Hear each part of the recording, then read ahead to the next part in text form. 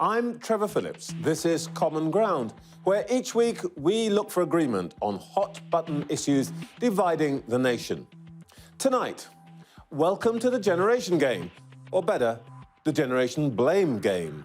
This government will not sit idly by whilst there is a risk that some in our country might be set so far back they might never recover.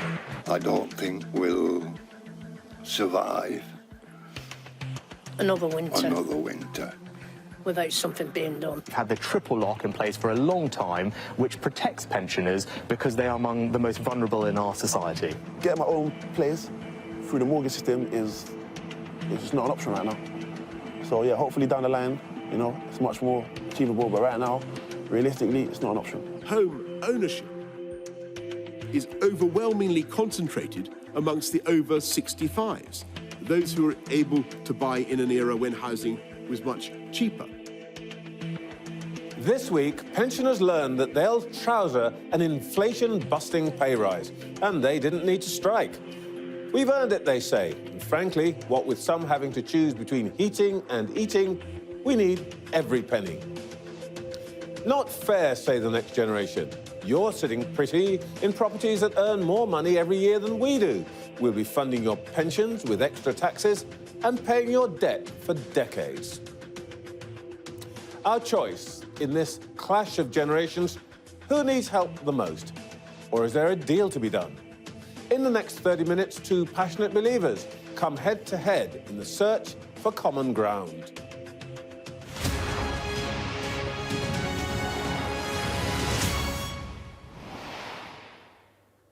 With me tonight, the former Pensions Minister, Baroness Altmann, and the Economist, Jeevun Sandher, who has worked in government for the Treasury and also for the Department of Work and Pensions.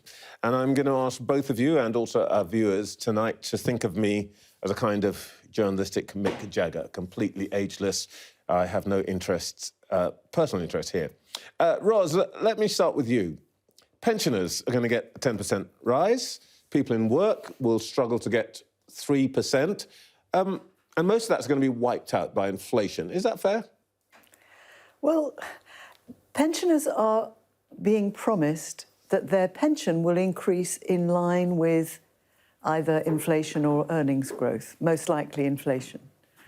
Now, last year, because earnings growth was so high, pensioners were stripped of the promised protections that the manifesto in 2019 said they would be entitled to, and even the poorest pensioners. Triple lock. Yes, but it was particularly the earnings element of it. Because the government didn't like the fact that earnings were going up so much, it suddenly said, well, we're only going to increase in line with September's consumer price index, which was 3.1%. Now, that has got to last pensioners until next April. Clearly, they need to catch up. And just giving them an increase in line with inflation is hardly inflation busting. It's matching inflation after a year in which they have fallen way behind. But they will get, in the end, they will get the 10%, but even without that, they'll be still getting winter fuel allowance. They'll be getting other kinds of benefits, won't they? Well, that's always been our system, and the problem we have is that we tend to focus on what the change in the state pension might be each year rather than what the level is. We pay the lowest state pension in the entire developed world.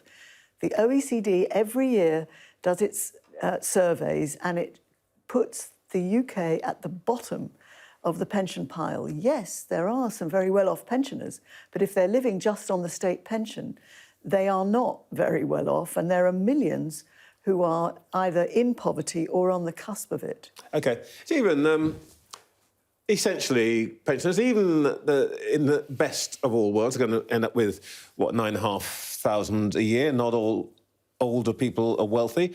And for the most part, there's a moral point, they are getting what they've worked for. Why would you want to deprive them of the fruits of their labour? I wouldn't want to deprive them at all. I think Ros has pointed out there are also pensioners living in poverty. About 2 million pensioners in poverty today. That's about 1 in 6. Now, for me, that's 2 million more pensioners in poverty than there should be. There should be no pensioner in poverty. But we should also remember there are 1 in 6 pensioners in poverty, 1 in 3 children are in poverty. And they also don't have any choice about why that is the case. And in this case, 10 years of social security cuts. A low-income family with 2 kids had a cut of about £2,000 per family. And also during this pandemic and now this cost of living crisis, that's getting worse. 2.6 million kids going hungry. There should be no kids going hungry. So my issue is not that actually pensioners shouldn't be helped, they should, but we should also be looking at where there's a lot more harm going on, and that's particularly around low-income children in this country. Right, but this is all relative, isn't your point, I guess, that while nothing is perfect, government's got a limited amount of money, and where it is putting the emphasis is, frankly, to help the older person with the inflation rises, whereas, on the other hand, students essentially having to pay a bit more, relatively speaking, for their loans. They are indeed. We should remember that actually students in this country, especially graduates, do face unfair taxes because of decisions by this government. The average graduate will now face a marginal tax rate of 42.25%, 20% of income tax, 13.25% on national insurance, and 9% in student loan repayments. Even worse, we come into this cost of living crisis. They've now got another £200 tax rise because the Chancellor lowered the student loan repayment threshold. That's cancelling out the cost of living payment on the other side. So they certainly need more help in this cost of living crisis. That's not what we're seeing from this government. Can we agree at least on one thing, that whether one thinks it's the right decision or not, in the last couple of years, policy has tilted a bit, at least, toward supporting the older rather than the younger part of the population. Is that a reasonable proposition? I'm not sure, given that the state pension earnings link and the earnings protection for the pension credit, which is the means-tested top-up to the state pension for those who have even less than the state pension pays, that protection was taken away last year. So, or this year, rather than last year. It was announced last year, but it's for this year. So, yes, I think the government has made some attempts to protect pensioners, partly because pensioners can never earn more.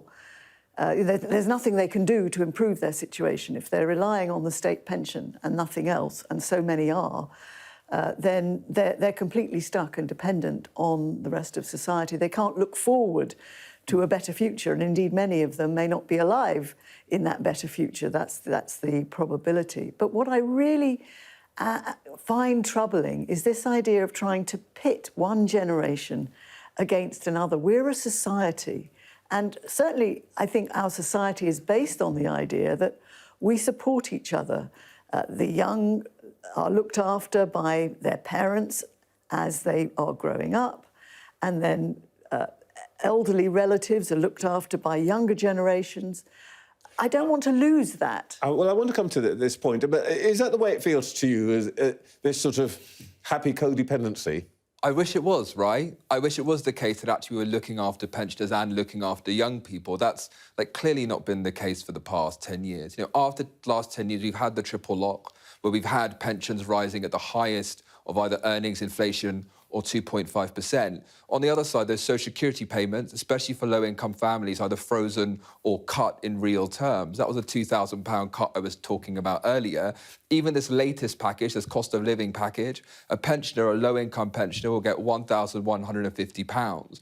A low-income family with 2 kids will only get £850. If you look at what's happening with energy bills, a low-income pensioner has just about enough to get the increase in energy bills from that cost of living package. A low-income family with 2 kids is over £500 short still. So it's not the case that actually we have had this happy codependency. I wish that had have been the case. I wish both pensioners and those of younger generation were doing well, but that certainly has not been the case for a very long time, and at least since 2010. Well, let's at least agree that actually this is where people think we'd like to get to. Whether it's realised in that way, we'll discuss during this programme. What I want to do is to look at each side of this question in turn. And starting with, I guess, a position that you take, Ros. Let's think about what the government's actually done. There are lots of poor older people, but by and large, not that many in this country are destitute. Is there a problem in what you call protection of the older generation, that we do it indiscriminately. Everybody gets the winter fuel. Everybody gets the state pension unless they have somehow opted out of it. Everybody gets the where there's free travel and so on. Is that right? Well, that's how our system works. That's that is the basis on which national insurance works. Everybody pays contributions throughout their working life, and much of that is due to pay for a basic state pension, not a king's ransom by any means, that will help them survive when they can no longer work and pay in those contributions. Now, what we are seeing is a confusion between basic support, as you said, even the full new state pension is only around £9,500 a year. Anyone in work, on average earnings, is earning possibly up to 3 times that much, and many are earning a lot more. So the fact that we've caught up since 2010 is actually a success in social policy, because pensioners were, prior to that, far more likely to be in poverty than they are now. And, a civilised society can sometimes be measured by how they look after the vulnerable, in particular the old. And if we don't look after pensioners, we're not looking after the vulnerable sections of society. But you see the point I'm making there. A lot of people of a certain age who are mortgage-free, they have a relatively comfortable life, and we'll talk about this a bit later on. They can give help to their children in various ways. Should they really be getting the same benefits from the state as somebody who is depending on that 9,600 or thereabouts? What really, I think, would make enormous sense is, for example, the extra freebie add-ons that politicians have added as gimmicks over the years for, almost bribing pensioners, within the last 20, 30 years, like the winter fuel payment. That was meant to be temporary, and it was tax-free. Clearly worth far more to a very well-off pensioner than to the average and lowest income pensioners. Why shouldn't that be taxable? Why do we need these bits and pieces of free, tax-free extra benefits? So I would fully support rolling those extra payments. You've got a Christmas bonus. Okay. There are bits and pieces that cost a lot of money, but they're not taxable. I'm going to come to this bit of add-ons a little later. But Jeevun, what do you think about this issue about the universality of it? I think, in general speaking, actually, you want to ensure that people have buy-in to the system. So universal payments are, generally speaking, a good way to do it. Incredibly well-targeted, if you like, social security systems, like those in the United States, actually end up being much less generous, because not enough people feel like they have buy-in to the system, they don't support it, they don't want to spend the tax on it, and that's completely understandable. I have no issue with the universality of payments. I would say also, then yes, you also want to tax it more on the other side. But you have 2 choices when it comes to targeting. You can either just try and hit the people who are most in need, and then you're going to miss some who are in need, or you have a much wider net that makes sure you catch everyone who needs it. And I personally am much more in favour of the latter. I want to put another point to you, Ros. Is the situation that we've got sustainable? I mean, one of the things that I'm particularly interested in is what... there are various names for it, but what people call the age dependency ratio. That is to say, the number of people who in work who have to support a single pensioner. And it used to be much larger, that there were 4 people for every pension. Now it's more like 2.5, thereabouts, workers for every pensioner. This can't go on, because ultimately what's going to happen is that there's going to be one youngish person supporting more than one pensioner. Well, if you look at the economic arguments here, basically, as long as you are in a growing economy where productivity is improving, and if you can encourage longer working lives, which has been a big part of government policy, although it hasn't been nearly as successful as one would want, and the pandemic has undone some of the progress we've made. But if you can help people work part-time in later life, if they're well enough, and of course not everyone is, and if they want to, then that itself will address some of the demographic challenges.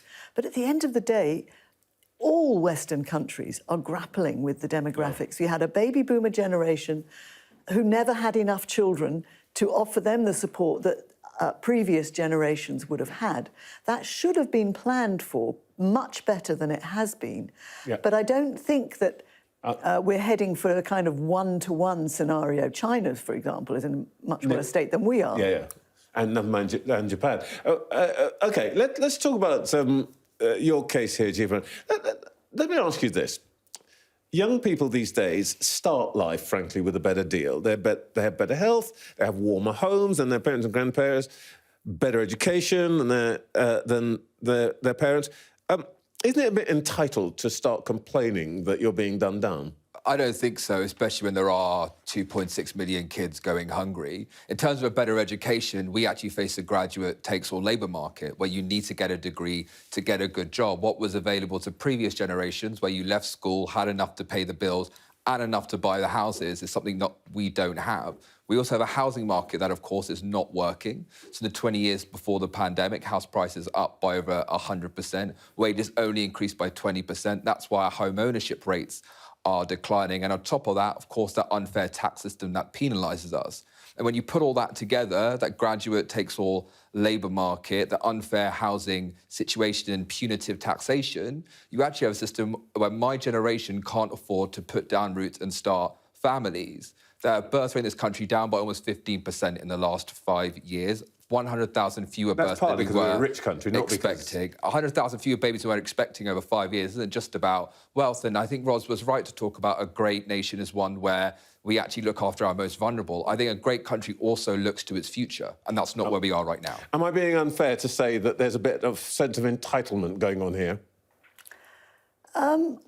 I don't think you can generalise in that way. And actually, I do think that many young people understandably look back at what they perceive was happening in previous generations and sometimes forget, for example, that only 10% of our generation had any chance of going to university. They would have started work at 15 or 16 in most cases. So by the time they were into their late 20s, they'd been working for, 13, 15 years. Now, the fact that younger people can't afford to get on the housing ladder until later isn't necessarily a sign of failure, given the history. What is a sign of failure is the lack of housing supply. The government hasn't built enough homes. That's not the fault of young people, and it's not the fault of old people. It's the way the system has failed to plan for the housing needs that we have. Let me pick up this point about housing, Jeevun. Many young people actually benefit from older people's wealth. The bank of mum and dad gets them through uni. The Bank of Mum and Dad helps them to buy their first home. I read today the Bank of Mum and Dad is the 9th biggest mortgage provider in the country. One of the biggest investment firms says that gifts were behind more than half of the purchases of homes by 35-year-olds. So actually, there may be some unfairnesses in the system, but young people are actually benefiting because their parents and grandparents basically help them out. Well, the young people with rich parents. The problem for my generation not is... necessarily just rich, but ordinary parents. The young people in this country, our determinant of how well we're going to do life is because of housing and other issues, how rich our parents are rather than how hard we work. That is the problem. We spoke earlier about whether or not we feel entitled. No, we want a fair shot at a decent life. I want every member of my generation to be able to work hard and have a decent life. But as things stand, unless, as like you say, mum and dad is there to help out with the deposit, actually you're not really going to get on that housing ladder. A half of under 35s need help from the bank of mum and dad. So actually what determines our life chances is a happenstance of birth. I want every single young person to have a decent shot at a good life.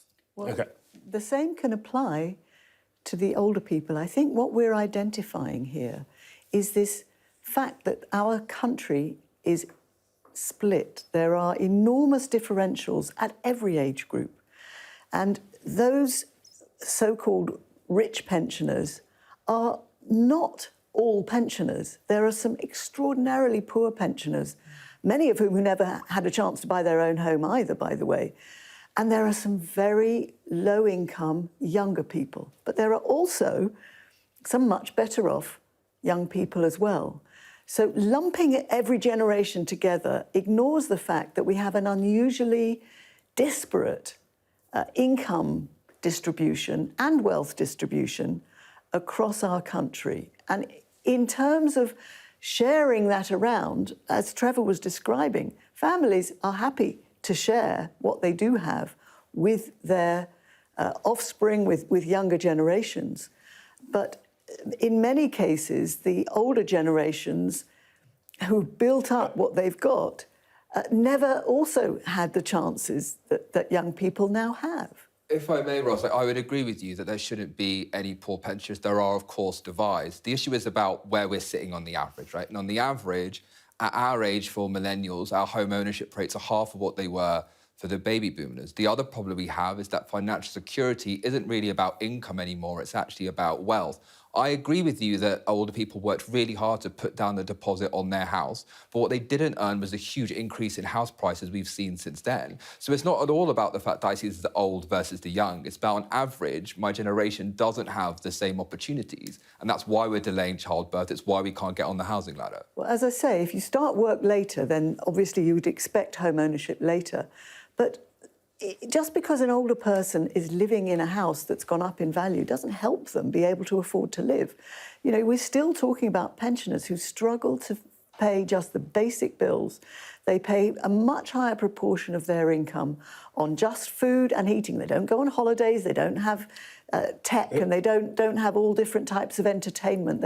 Many of them just at home. Let's see if we can find our way towards some common ground, because I think, you know, you both agree that actually there is virtue in universality, not because it's fair, but because it will persuade everybody to buy into the system. Yeah. But I wonder if actually, hearing you both, whether there is a slightly different way to think about this, and that we have invented, if you like, what I suppose economists would call age-related transfers in some way, you know, that we decide that younger people will have this benefit and older people will have that benefit. But maybe we need to focus more on wealth transfers, particularly, which are related to what you already have, that actually coming back to the point I was asking you about, Ros, is it right that everybody over a certain age should get a certain benefit? And indeed, in some, we don't have child benefit in the way we used to,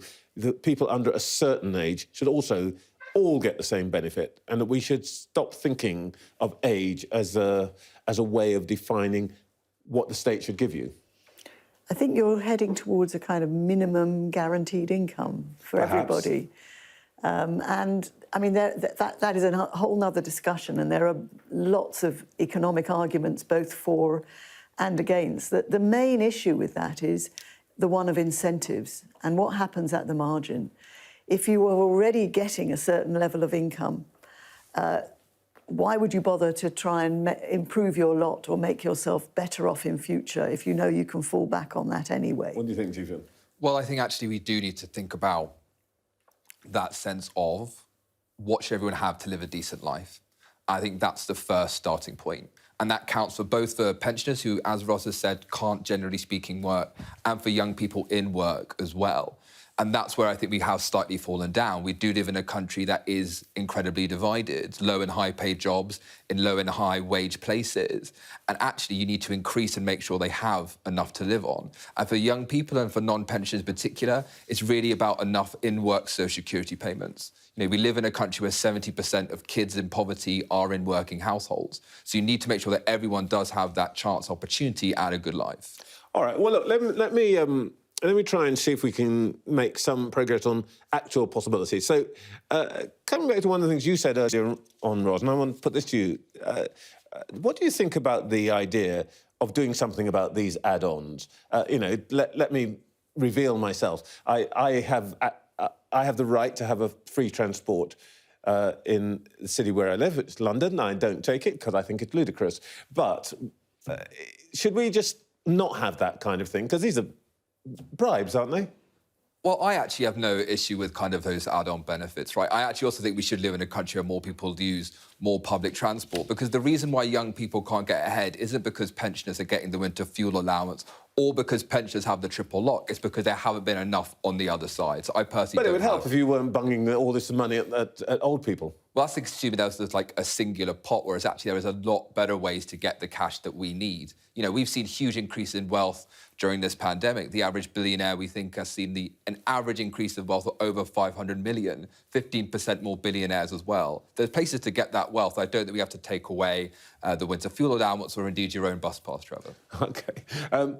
Ros, let me try one with you. This is part of this programme where I basically say, I've got a good idea, and everybody says that's rubbish. So let me put this one to you. Is it time to think about the extent to which families hoard wealth? Should we be making wealth hoarding, i.e. keeping the property because you want to pass it on and all of that, a bit less profitable by limits, greater limits on what inheritance you can pass on free? Well, that is something that sounds incredibly attractive.